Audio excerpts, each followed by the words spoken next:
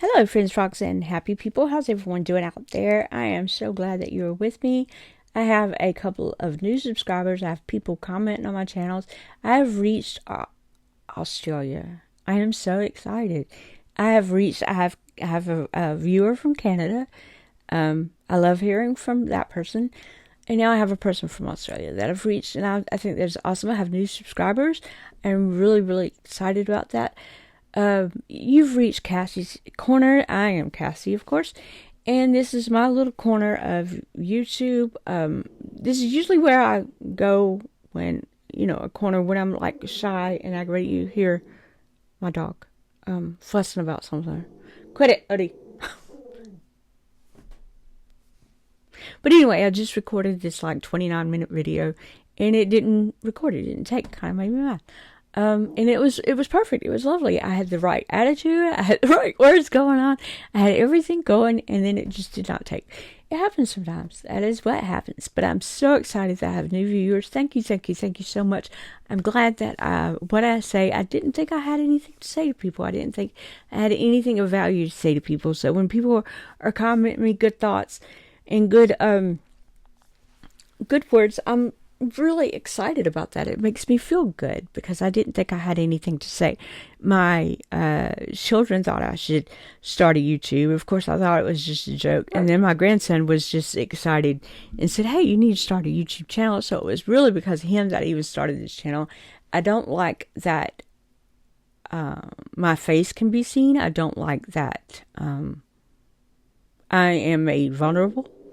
But it is working right now, obviously, because I am getting like subscriptions and subscribers and comments and things of that nature. So I'm very excited to see how far this channel will go. Please comment and let me know where you're from. Let me know where you're watching from. Let me know anything. I mean, even like, you can't hurt me. I'm going to say it as much as I can. You cannot hurt me. When your family is against you, it kind of dwindles away with the hurt element. It's not as effective when it comes from anybody else. When your family is against you, what else is there? I created this channel, like I said, at my grandson's request. He thought I'd have a lot to say, and at first it was like the daily calendar, today in history, today's birthdays, and then I did want to be a Meghan and Harry kind of editorial, but I don't like the negativity that I was bringing to myself with having to say bad things about people. I do not like the Harry and Meghan saga. I think it's kind of bizarre. I think she's bizarre. But that's all I'm going to say about that. Bizarre could be a good thing. You never know. And then a Bible study teacher told me that she thought that if I talked about my depression and the anxiety and the things that helped me through it, that it would be a good thing. So here we are, almost a year later, and we're talking about Stoicism, the Daily Stoic. I'm with the book, The Daily Stoic. That's this book right here. There are a lot of people here on YouTube doing this Stoic theory, and they're great. They're wonderful. If you want to, feel free to look them up, because they are probably more experts about the Stoicism than I am. I can't really.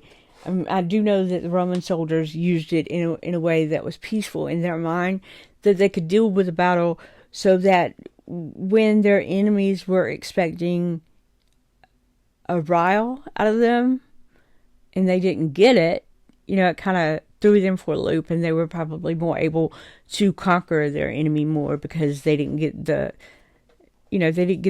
reaction out of them that was desired.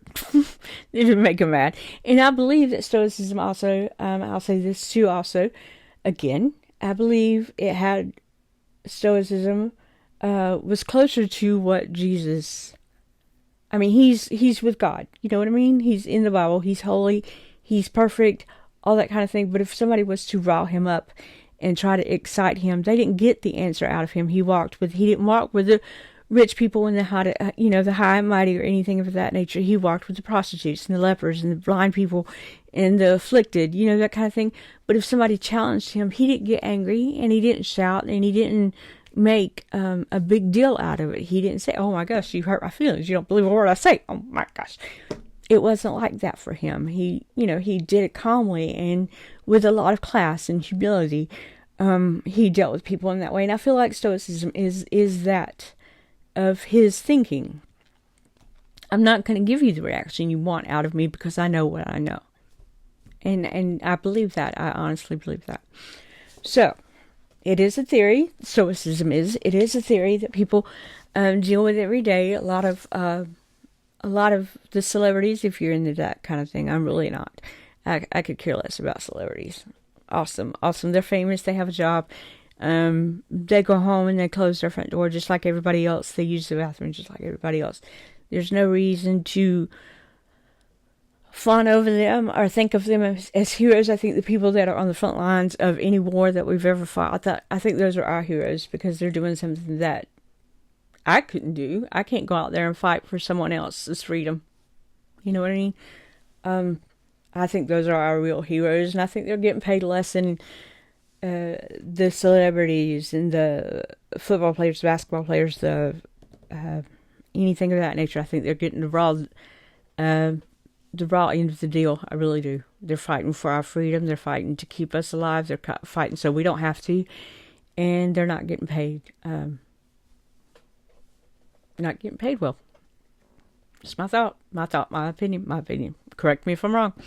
Again, leave me a comment. Please like, subscribe, so that I hit YouTube's algorithm. And the comments are for me. I love your comments. I'm not a professional at anything. I'm not a psychiatrist. I'm not any kind of medical. I have studied in the medical field, but I'm not any kind of medical professional or anything of that nature. The only profession I really am is a housewife. I was working for a little while, and then I got depressed thinking about how I felt overworked and not appreciated. I wasn't getting any promotions. People were, using me, it felt like, and I just felt like the depression was coming along again. So I had to step out of that realm and get back into focusing on myself. And this video also helps me get a little bit stronger. So, or these videos, this channel, Cassie's Corner is probably one of the best things I have done in a very, very long time. And I'm excited. I'm so glad that you're here. Thank you for joining me. I hope you are finding yourself in one of your best days ever. I did take the black ribbon down. It didn't fit the rest of the... Anyway, I'm going to straighten up as time goes on. I'm going to try not to let it be so mumbo jumbo back there. But anyway, I digress. You can't hurt me. Please correct me if I'm wrong. If you think I'm wrong, please say anything to me in the comments. It's fine. Please let me know where you're from. To know that I've reached somebody from Australia, that was just amazing. I have a friend from Canada, a viewer from Canada, and I'm really liking it. Really, really liking it. So, with all that being said, I can only advise you. I'm not a doctor, like I said. I'm not any part of the medical field. I'm not any kind of medical professional. I can only advise you by using things that has helped me come out of my 10 to 15 year depression. And this is a depression where I got up every morning. I took my kids to school. I wore jogging pants, an old shirt. I didn't care what it looked like. Sometimes I didn't bathe for 2 or 3 days. I know it was gross. But it's just how I was. I was just so sad. That I took my kids to school. I come back home. I slept till about 11 or 12. I got up and I tried to clean up to make it look like, I was having a normal day. I didn't want people to know I was sleeping like I was. And then I would go on, and cook and try to be a normal family member, like an acting or participating member of the family. But I didn't want anybody to know how sick I was. I was actually addicted to, I didn't even think about this the other day when I was thinking about addictions. I was addicted diet pills at one time. I was taking like 5 or 6 different kinds at one time, and my husband found out and he flipped out. I don't blame him. But I was real tiny. I was like 98, soaking wet when I was a child, and then all of a sudden I grew up and I quit smoking and I started gaining weight. I gained up to about 50 pounds. So I mean, it all just hit me all at one time. The depression, the gaining weight, everything like that. It just made a mess of my thoughts. So we're going to get into today's lesson. We're on January 11th. We're on day 11, lesson 11. And this is what it says. For if a person shifts their caution to their own reasoned choices and the acts of those choices, they will at the same time gain the will to avoid. But if they shift their caution away from their own reasoned choices to things not under their control, seeking to avoid what is controlled by others, they will be agitated, fearful, and unstable. And that was Epictetus. My dogs. These are the dogs that keep me awake all night. Dogs. I love them, but they can go somewhere right now. Odie.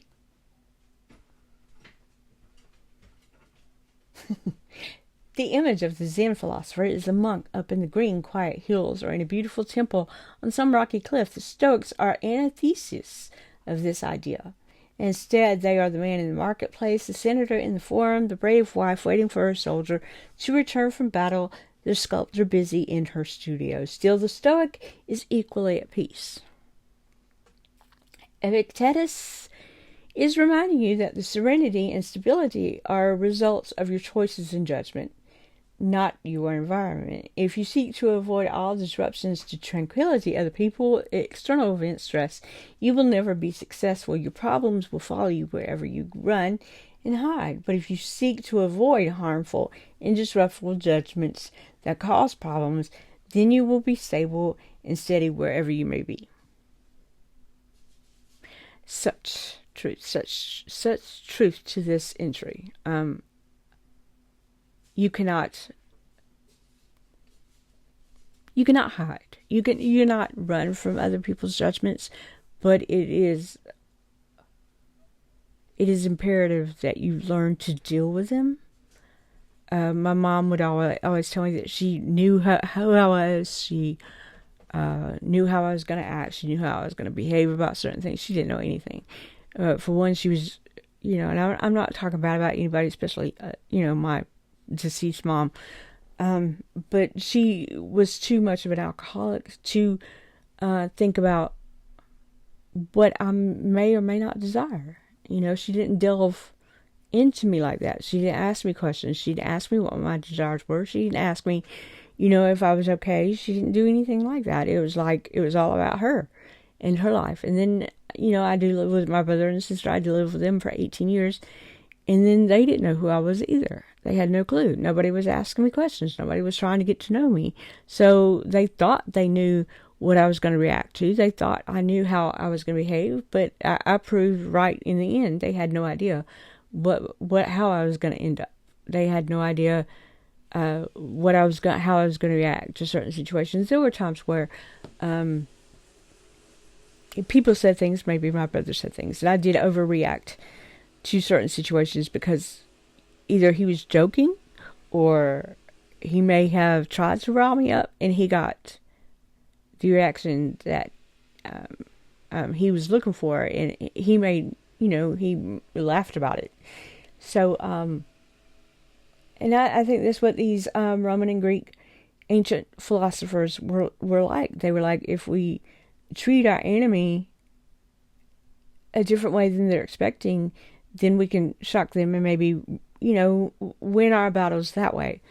And that is what happened. It's the philosophy to have peace in your mind that you've reacted for the better of the situation, so that you're not angry with somebody else and stirring up more anger than what is already there. You're having to battle strangers, basically strangers. You may know some of their techniques, you may know this person, you may know that person, but the best way to deal with them is... My husband's slamming the door. the best way to deal with them is like with a calm brain, like Jesus dealt with people, with a calm attitude and not easy to anger. So I think that's what this means. And when he was like the image of the Zen philosopher, you think of the Zen philosopher, he's on this lush grass and he's sitting there and he's all calm, and but Stoics can be philosophers too, but they are everyday people. There are actually a lot of celebrities that have picked up Stoicism again. There are more people, like I said, on YouTube that can deal with Stoicism or explain Stoicism so much more than I could. And they're there, right there on YouTube, and they may practice this, and they're right there. They're the common everyday man. But they want to practice what is best for them, how to keep peace in their life and to keep the battle lines peaceful. I mean, your only battle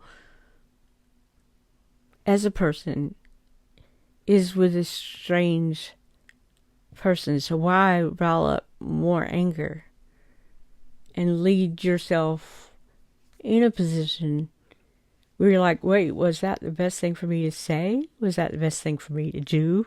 Should I have gotten angry with that person? What did that reveal about? What did that anger reveal about me? So in this way, when you're peaceful about the battle that you're having, and I'm talking with anybody. This could be the person that you meet in the grocery store. This could be your brother, your sister, anyone's judgments that you think are against yours. Not everybody is saying something bad against you. Not everything deserves a response. Not everything deserves that battle. Not everything deserves for you to get upset.